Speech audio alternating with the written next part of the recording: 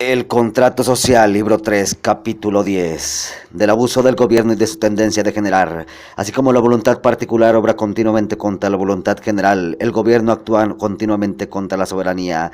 Cuanto más intensamente lo hace, más se altera la constitución. Y como no hay aquí otra voluntad de cuerpo que, resistiendo a la del príncipe, la equilibre, tarde o temprano ha de ocurrir que el príncipe termine por oprimir al soberano y rompa el tratado social. Este es el vicio inherente e inevitable que desde el nacimiento del cuerpo político tiende sin tregua a destruirlo, lo mismo que la vejez y la muerte acaban por destruir el cuerpo del hombre. Hay dos vías generales por las cuales degenera un gobierno, cuando se concentra y cuando se disuelve. El gobierno se concentra cuando pasa del gran número al pequeño, o sea, de la democracia a la aristocracia y de la aristocracia a la monarquía. Esta es su inclinación natural. La formación lenta y el progreso de la República de Venecia en sus lagunas ofrece un ejemplo notable de esta sucesión. Es muy sorprendente que desde hace más de 1200 años, los venecianos parezcan no haber llegado aún más que al segundo término. No dejarán de objetarme con la República Romana que siguió, dirán, un progreso completamente opuesto, pasando de la monarquía a la aristocracia y de la aristocracia a la democracia. Yo estoy muy lejos de pensar así. La primera institución de Rómulo fue un gobierno mixto que no tardó en degenerar en despotismo. Por causas particulares, el Estado pereció antes de tiempo, como muere un niño antes de llegar a la edad de hombre. La expulsión de los tarquinos fue la verdadera época del nacimiento de la República, pero no tomó una forma constante desde el primer momento porque al no abolir el patriciado, no se hizo más que la mitad de la obra. Pues de esta manera, siguiendo un conflicto con la democracia y la aristocracia hereditaria, que es la peor de las administraciones legítimas, la forma de gobierno, siempre incierta y flotante, no fue fijada, como lo ha demostrado Maquiavelo, hasta el establecimiento de los tribunos. Solo entonces hubo un verdadero gobierno y una verdadera democracia. En efecto, entonces el pueblo no era solamente soberano, sino también magistrado y juez. El Senado no era más que un tribunal subordinado para moderar o concentrar el gobierno. Y los mismos cónsules, aunque patricios, aunque primeros magistrados, aunque generales absolutos en la guerra, no eran en Roma sino los presidentes del pueblo. Desde entonces vemos también cómo el gobierno toma su inclinación natural y tiende fuertemente a la aristocracia.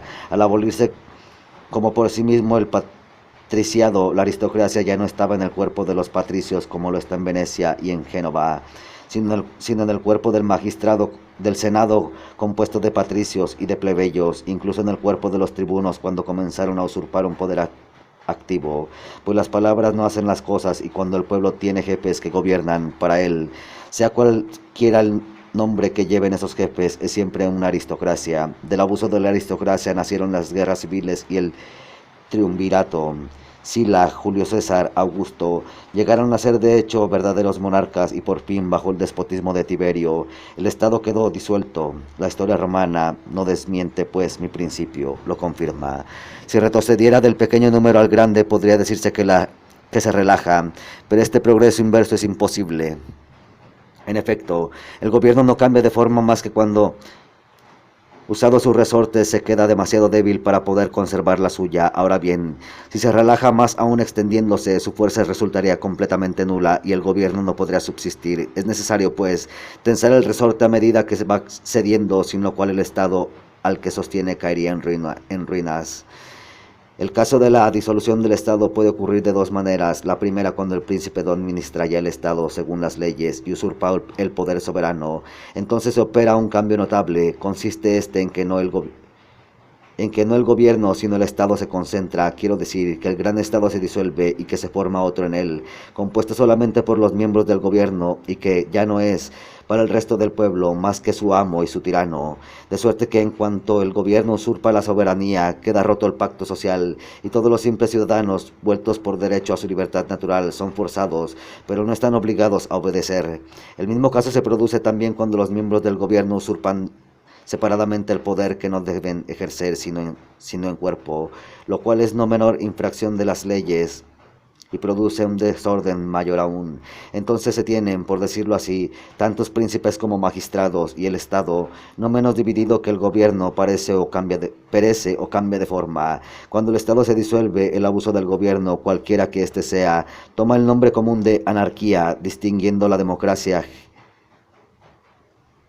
degenera en oclocracia la aristocracia en oligarquía. Yo añadiría que la monarquía degenera en tiranía, pero esta última palabra es equívoca y exige explicación.